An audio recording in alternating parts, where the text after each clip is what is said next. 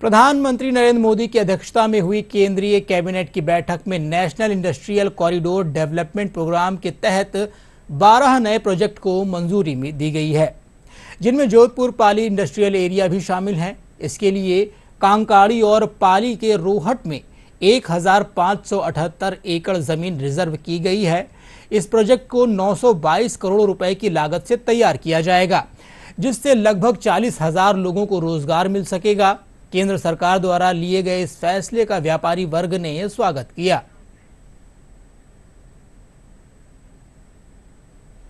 कल भारत सरकार ने पूरे देश में 12 ऐसी योजनाएं जिससे भविष्य में देश का कायाकल्प होने वाला है, उसकी घोषणा की। उससे एक योजना पाली जोधपुर को मिली है, नेशनल इंडस्ट्रियल सिटी प्रोजेक्ट। ये बहुत ही अच्छी योजना है।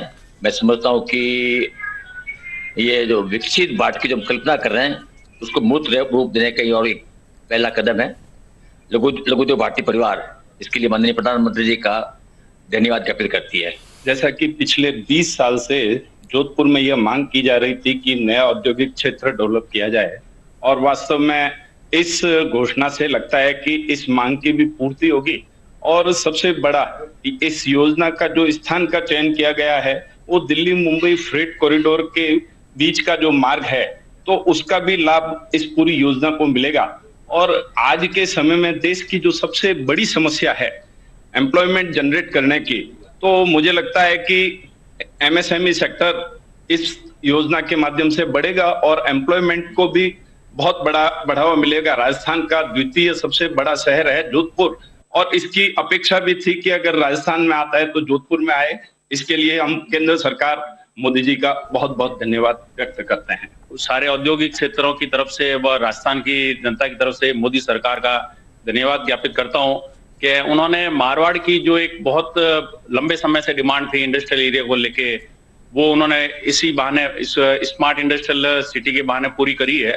2047 में भारत का स्वरूप कैसे हो, उसको पूर्ण करने में ये जो कार्यक्रम लिया है हाथ में, और जो 12 इंडस्ट्रियल सिटीज बनेगी उसमें बहुत मददगार होगा।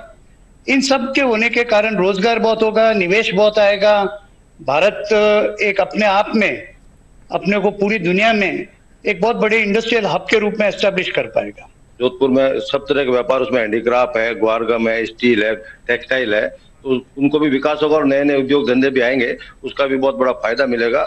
और बड़ी बात यह कि इतनी बड़े भारत में जोधपुर और पाली को याद करके शामिल किया, उसके लिए मोदी सरकार को और उनके मंत्रियों को सबको बहुत बहुत धन्यवाद।